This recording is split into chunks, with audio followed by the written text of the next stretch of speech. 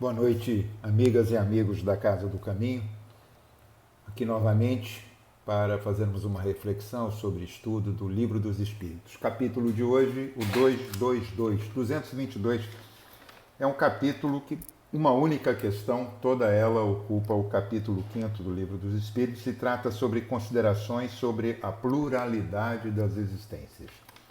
Aí, as várias vertentes para discutir se há ou não a pluralidade e como a doutrina vem e nos traz isso de forma clara, de forma tranquila para nos explicitar. Mas antes de passarmos a nossa oração para organizarmos o nosso pensamento, o nosso status de participação, vamos fazer um pedido, conforme a nossa querida Alba fez já nas redes, já passou nos grupos. Nós vamos lembrar que hoje, 14 de novembro, sábado, nós estamos aí véspera dos pleitos municipais, mas também estamos muito próximos, na verdade, do momento de uma grande importância para uma parcela significativa da humanidade, que é o Natal. Natal que traz essa renovação de conceito da esperança, da solidariedade, do bem-fazer, lembrando, cada qual a sua modo e maneira, aquele doce Jesus, o seu nascimento. O nascimento desse que é o nosso irmão maior, médico de nossas almas, o doce Rabi, e que veio fazer essa modificação no planeta, rachar a história e trazer esse novo momento de esperança e expectativa, porque isso acontece a cada Natal com muitas famílias que não têm tanta esperança, não têm tanta disponibilidade, talvez como nós.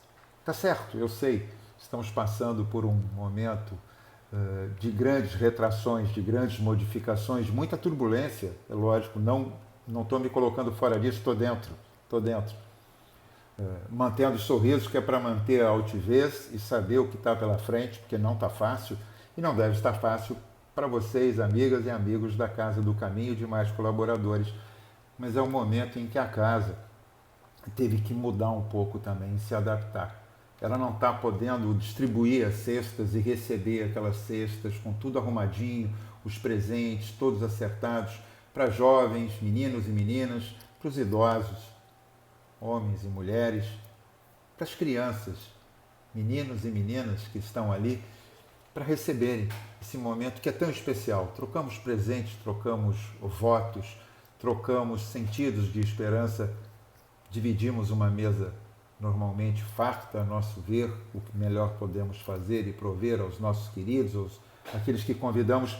Estamos aproveitando esse momento aqui, pouquinho antes de iniciarmos a nossa aula, para convidá-los a participar desse Natal de solidariedade. Estamos passando, já são 8 meses, de uma mudança bastante rigorosa, bastante extrema, bastante extraordinária no nosso ser e estar aqui no planeta por conta dessa pandemia do Covid-19. Então, estamos aprendendo algumas coisas. O que não sabíamos lá no começo, já estamos aprendendo agora. Mas a solidariedade se expandiu. Por que se expandiu? Porque nós estamos precisando receber ajuda, amparo, seja ele de qual for o sentido, seja no sentido espiritual, psicológico, material, de um ouvido, de uma percepção. Vamos ajudar essas famílias que estão vinculadas à Casa do Caminho, aí em Jacarepaguá. Por quê? Porque elas dependem disso. A esperança delas está vinculada. Se está difícil para todos, certamente para eles. Então existe uma bolsa que está sendo montada no valor de R$ 200. Opa, R$ 200 é um pouco pesado para mim. Acho que sim, para muitos de nós, com certeza. Começo aqui a falar, parece difícil. Mas aí o momento, como a Alba na sua mensagem colocou, vamos levar essa notícia para quem pode e que não sabe que pode e deve fazer algo por si, fazendo ao próximo. Não tem essa noção ainda, não teve essa percepção, não chegou para eles, está para nós. Mas não fica pensando que todo mundo sabe o que nós sabemos ou já faz o que nós fazemos, porque nós também estamos à retaguarda de tantos outros espíritos à nossa frente. Nós estamos na mesma estrada de aprendizado. Vamos chamar esses amigos, às vezes um parente, tão próximo ou um pouco mais longe, um vizinho, alguém próximo no trabalho, nesse momento em que estamos retomando, alguém com quem a gente possa estar falando, às vezes numa videoconferência, dizer: oi, me ajuda aí, me ajuda. Quando você pede ajuda, as pessoas peça ajuda pelo outro. Nós não precisamos pedir ajuda somente para nós, podemos pedir ajuda pelos outros. É um grande aprendizado. E juntar essa quantia, ou várias vezes essa quantia, juntando, para que haja essa rede de solidariedade. Vamos promover isso. Uma cesta de Natal para crianças, meninos e meninas, para jovens, adolescentes, para idosos. Eles e elas, aguardando já num momento em que estão se encaminhando para uma despedida do planeta, mas merecem a nossa consideração, merecem que nós estejamos participando, e quão mais gratos não seremos pela oportunidade que está nos sendo dada. Então é isso, fica aqui Marilene, Andréia Igreja, Ana Paula, enfim, todos da Casa do Caminho. Vai lá, procura, tem o telefone, liga, alguém vai te atender, alguém vai te orientar, alguém vai dizer qual é a conta do banco, vai te encaminhar, dá para fazer. Não conseguiu reunir todo mundo, não deu para chegar nos 200? Tem problema. Pega o que você pode, não interessa quanto, e doa. Pois aí está o verdadeiro processo de solidariedade. Dar de si para o outro, não esperar só para si. Vamos embora. Encerramos então o nosso momento de pedir pelas coisas da terra. Vamos pedir licença a Deus, nosso Pai, Senhor dos mundos, o grande arquiteto do universo, ao grande irmão, ao irmão maior, doce Rabi, médico de nossas almas, Jesus, ao querido e bondoso Dr. Herman e todos os bons espíritos que com ele obram, trabalham incessantemente nessa casa de luz, que nos convidam muitas das vezes a oportunizarmos essa possibilidade do trabalho, de conciliarmos, estarmos juntos. E licença, assim, pedimos para iniciarmos o estudo da noite, tão necessário para nós, a nossa reflexão. Voltamos a falar, são as considerações sobre a pluralidade das existências. Ele começa o texto falando numa coisa que já causa um transtorno, que são os dogmas, né? Aquela coisa que está mais ou menos certa de um lado ou de outro, ou está para cá ou está para lá, não tá se chegando a esse consenso. E dogmas são forçações, são coisas determinantes, são coisas que te fecham. E a doutrina, ela, quando Kardec nos traz ela, através da codificação, ele é um agente. Na verdade, são os espíritos chegando muito mais próximos ao planeta, como já de tantas épocas, desde a nossa formação, para nos trazer conhecimento e possibilidade de melhor interação e sabermos o porquê da razão de aqui estarmos. Que, afinal de contas, existe encarnação, reencarnação ou não? Encarnação seria o primeiro momento que você, como espírito criado simples e ignorante, conforme colocado aqui no Livro dos Espíritos, chega e vai aderir à matéria. Depois, nas várias repetências das necessidades do nosso progresso, do nosso crescimento, do nosso aprendizado, nós vamos reencarnando. Porque já começa por aí aquele equívoco, senão reencarnamos para pagar os nossos pecados, as nossas dívidas. Calma, gente. A gente reencarna para estudar, aprender. Estudamos no mundo com erros e acertos. Estudamos aqui porque estamos aprendendo. Só se torna um erro, a meu ver, quando você fica insistindo em algo que te traz, te compensa, se você se locupleta, mas que prejudica o outro. Aí tem que prestar atenção, porque aí você está incorrendo naquela vantagem para si, independente da relação dos outros. Mas vamos voltando à reencarnação.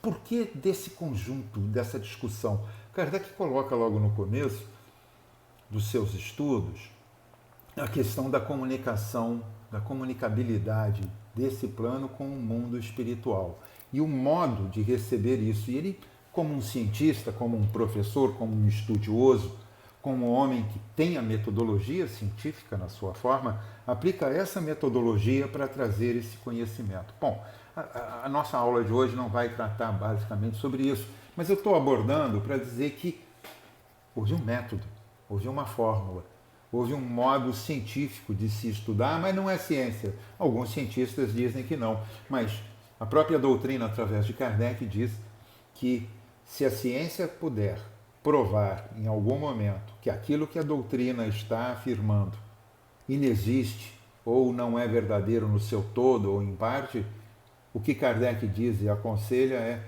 sigamos a ciência e que possamos trazer esse novo aprendizado da ciência para a doutrina, modificando-a.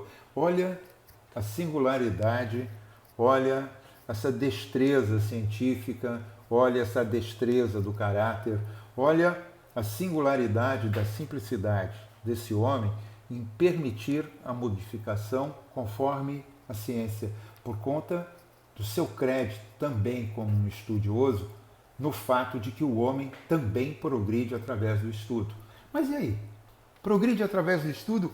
Quem produz isso? Os cientistas, os artistas, enfim, todas as áreas de conhecimento humano que nos últimos 10 mil anos de história mais ou menos conhecida por nós, antes disso pouco se tem de relato, de fatos que possam, temos sim da ciência atual, que expandiu de modo extraordinário e consegue recapitular e buscar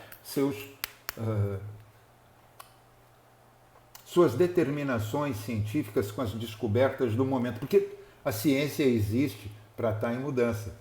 Ela não é absoluta, ela vem incorrendo na busca, vem incorrendo nas descobertas, vem incorrendo nas formas de determinar aquilo de momento, mas ela não fecha, não encapsula. Física, matemática. Matemática é absoluta, e ela serve para mostrar o quanto há de mudança para todos nós. Então, mudamos. Se há mudança no universo, se há mudança nas coisas, se há mudança em tudo, como Lavoisier disse, nada se perde, tudo se transforma, a reencarnação é esse processo. E por que a gente determina, tem tanta discussão sobre isso? Bom, lá a começar, né, pelo concílio que foi feito por Teodora, com seu malinha do Justiniano, que encarcerou lá os bispos no concílio de Constantinopla, 553, e determinou que não haveria mais o preceito, o conceito de reencarnação. Por quê? Porque determinava a pré-existência do espírito ante a matéria atual e a pós-existência do espírito após a extinção da atual matéria. E isso incomodou muito. Incomodou porque trazia uma responsabilidade do pretérito, a determinação de um presente e a responsabilidade no futuro de ajustar tudo aquilo que não foi feito aqui, e isso incomodou. E incomoda muita gente até hoje. O que para nós, espíritas, e tantas outras religiões, tantas outras doutrinas espiritualistas, é determinado de um modo tranquilo, a doutrina espírita estudou através de Kardec isso, para outros é uma dificuldade. Por que eu não posso dormir eternamente e aguardar o julgamento final e ser chamado para esse julgamento? E aí serei determinado ao céu ou ao inferno? Bom, pela nossa experiência presente, da presente encarnação, já conhecendo tudo que nós conhecemos da história da humanidade, desde o momento do que os homens vêm escrevendo a história através de suas ações de guerras, de conflitos, de tomadas, das boas descobertas e de tudo mais, eu vou tentar fazer uma matemática pessoal e dizer que se a gente pensar, primeiro, cadê a justiça? Né? Porque se não existe reencarnação, não reoportuniza. Você não tem a segunda... Lembra da segunda época? Segunda época da escola, você não foi bem ali na prova, você não deu atenção, ficou meio distraído, ou não quis estudar, vem a oportunização de uma segunda época. Aí não dá conta, você sofre uma repetência. Mas sofrer a repetência não te tira da escola. Você que sai dela se quiser. E isso não determina que você perdeu tudo aquilo que aprendeu. Você pode até não aplicar, mas aquilo você absorveu. Em algum momento aquilo vai acontecer espontaneamente, mesmo que você não queira. Porque faz parte de um acúmulo, daí reencarnação. Mas a ciência discute que não há reencarnação. Tá certo.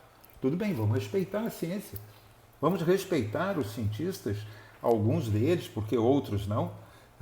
Há cientistas que já declararam, né, a descoberta do DNA, a declaração do cientista-chefe que fez a pesquisa era de que é como Deus escreveu a vida. Né? É isso. Não tem como você mudar.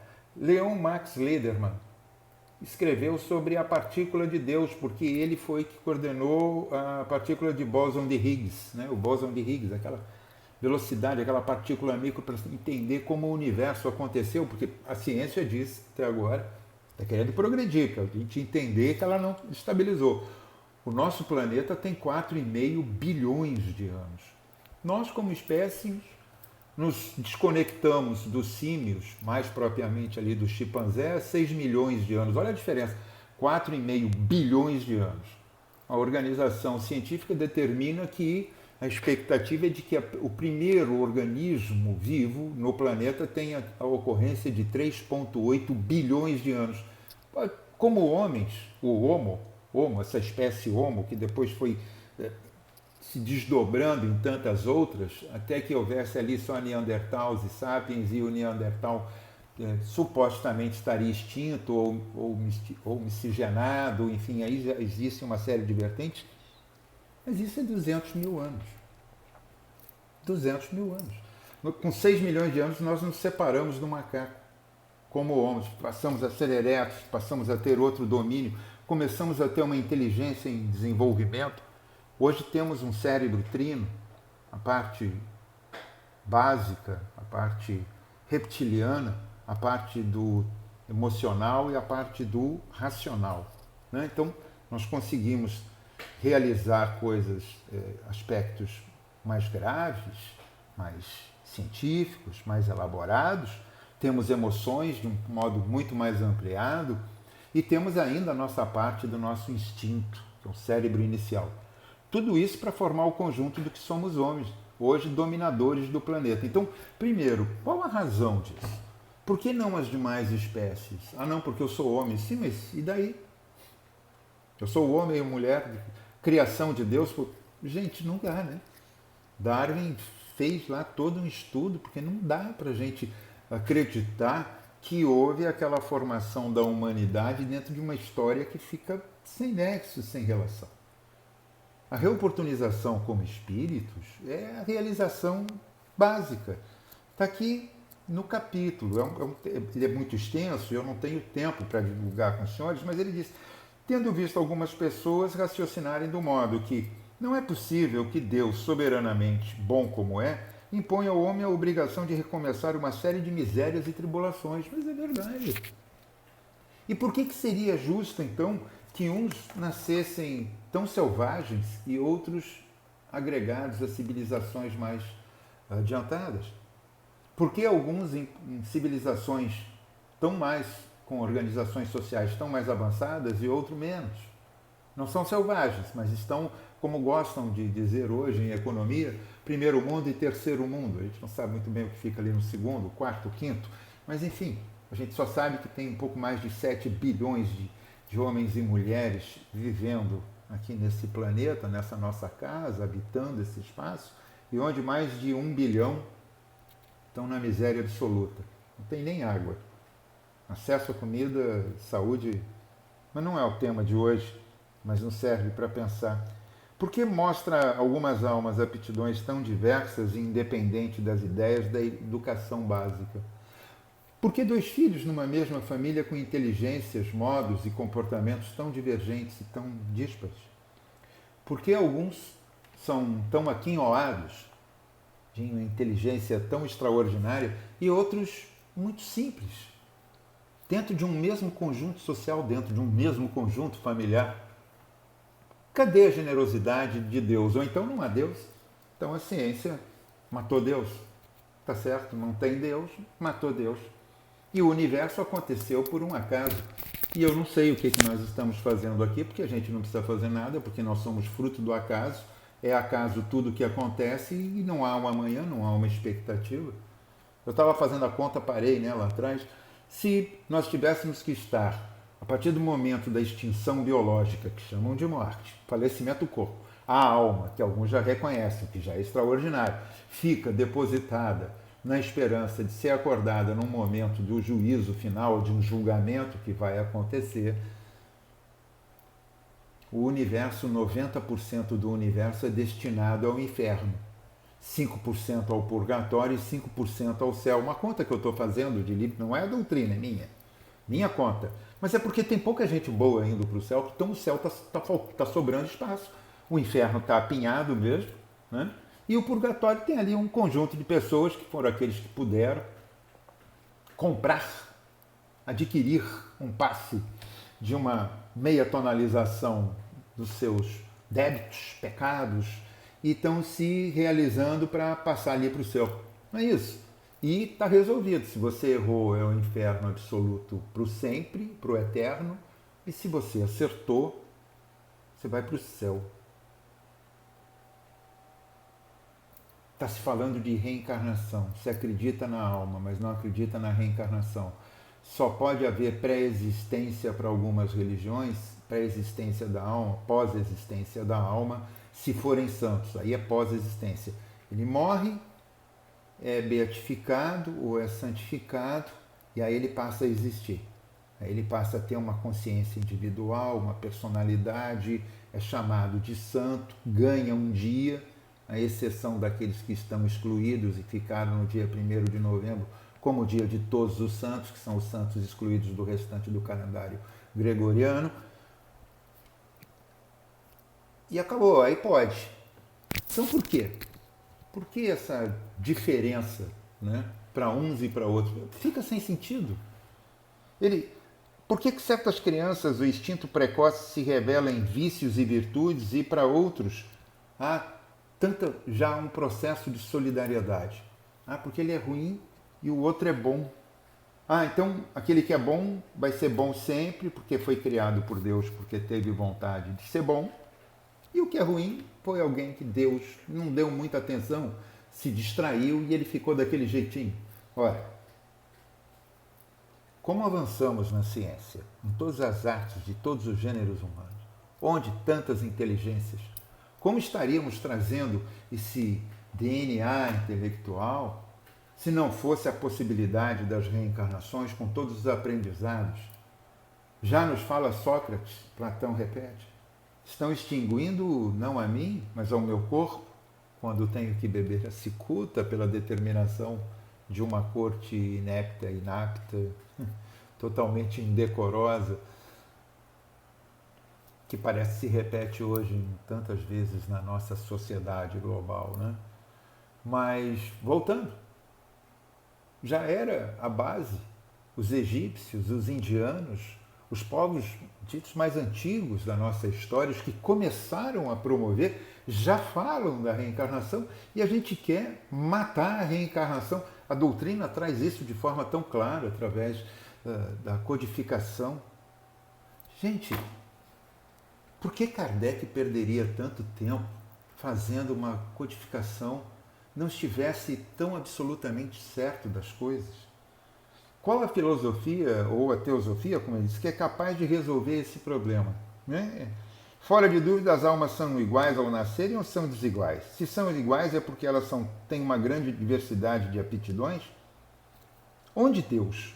Admitamos o contrário, uma série de progressivas existências anteriores para cada alma e tudo se explica, claro. E alguns estão à retaguarda e outros mais avançados, porque lá atrás adquiriram conhecimentos, experiências, ações e resultados. Terceira lei de Newton, lei de ação e reação, também para nós espíritas, lei de causa e efeito. Você recebendo o retorno daquilo que você progrediu, produziu ou não progrediu. Porque você pode progredir de duas formas, na vertente do bem ou na vertente do não bem. Né? Não vamos falar de mal. A gente gosta de dizer mal, mas todos nós temos um pouquinho dessa ausência do bem em nós. Alguns estão adquirindo um pouco mais, outros um pouco menos, mas a gente está. O Espiritismo e ciência se juntam para explicar. Reencarnação é um sentido de justiça. Não dá para pensar um Chico Xavier que aos 92 anos desencarnou, deixando 450 títulos. Um homem simples. Quem pegar a referência bibliográfica dele, biografia dele, desculpem, a referência biográfica do Chico, mais de 450 livros que foram editados, outros tantos que ficaram sem edição. 450 livros editados, 50 milhões de livros vendidos, não só no Brasil, no exterior. Um Divaldo, hoje presente aqui, 93 anos trabalhando à frente da Mansão do Caminho, dinamizador da humanidade, embaixador da paz no mundo, recebeu o título. Será que as pessoas que dão título a esse homem, reconhecendo sua obra, seu pensamento, suas determinações, acham ele um louco porque ele acredita em reencarnação? 250 livros, mais de 9 milhões de livros, 8 ou 9 milhões de livros vendidos, todos os valores doados, porque conhecemos editores, até porque foi um métier nosso por muito tempo de labor, sabemos de autores que venderam muito menos que isso, muito menos títulos. 250 títulos. Quem escreveu? Peguem aí o autor que se conhece, que escreveu 250 títulos, ou como Chico, 450. Ou outros grandes expoentes espíritas que vêm dinamizando, tratando de um assunto com uma forma rigorosa, com respeito, com evidências, com fatos. É um pouco constrangedor, né? A gente pega, por exemplo, o Stephen Hawking, aquele cientista físico inglês, absolutamente ateu, mas estava numa cadeira de rodas, já totalmente atrofiado pela sua doença, que era uma doença que, segundo a medicina, teria extinto ele, teria feito a extinção biológica dele no máximo em 3 anos, depois da descoberta do feito na juventude, e ele viveu até os 76 anos para produzir muito.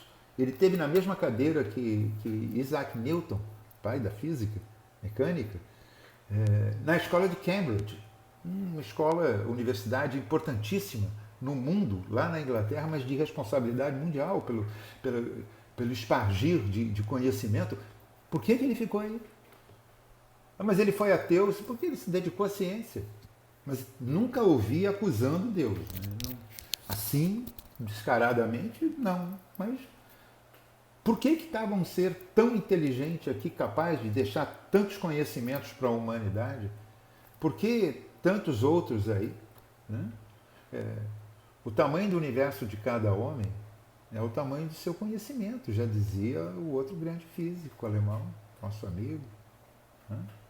Que colocou o conhecimento é que dá o tamanho do nosso universo. Nós não podemos encarar um universo desse tamanho, olhar para fora, não acreditar que há continuidade. Muitas são as moradas do meu Pai. Ninguém verá o reino de Deus se não nascer de novo. Está tudo colocado. Partes importantes estão inclusive na Bíblia, desde o Velho Testamento ao Novo. Só há uma contestação por conta de que não há grandes interesses e há um conflito de vaidades e de razões. Entender que a gente se extingue como a grama, nós vamos nos extinguir como uma parte mineral simples assim, toda a inteligência, todo o trabalho, todas as realizações, tudo perdido e tudo começa de novo. Vai lá você numa gaveta, dentro de uma estante, ou então você volta como uma gota de água para um oceano, se mistura e se torna aquele todo e não tem mais individualidade. Então por que temos individualidade agora? Por que essa designação para nós? Por que somos tratados? O que não pode fazer numa existência, a gente faz na outra, não faz? Não é isso a razão da reencarnação? A gente não falou na segunda época, uma metáfora que usamos? É isso. A gente não está conseguindo. Nós estamos fazendo agora aqui o quê? Por que nós estamos trocando? Por que eu me apresento frente a esse vídeo com as senhoras e os senhores, se não por uma crença de saber que realmente eu trago todo um conjunto. Gustav Jung, ele que tratou da psicologia, da psicanálise de uma forma tão importante, coloca, eu tinha falado isso já, acho que foi numa palestra, numa outra aula anterior, que quando ele foi perguntado, ele diz assim: não estamos exatamente certos sobre o fim, sobre a morte. ele coloca, só para encurtar aqui numa parte, ele coloca que assim, ó, significa a vida pode ser uma continuação, uma espécie de existência física, além do tempo e do espaço da nossa física atual. Né? Ele diz, por exemplo, que não acredita, ele segue a razão. Ele fala isso num vídeo de 1959 da BBC, está na internet. Qualquer uma das senhoras ou dos senhores pode colocar lá na internet e buscar. Né? Gustav Jung, né? Jung, na verdade, a pronúncia certa é essa, BBC Entrevista, 1959. São 4 minutos. Ouçam, ele vai estar falando.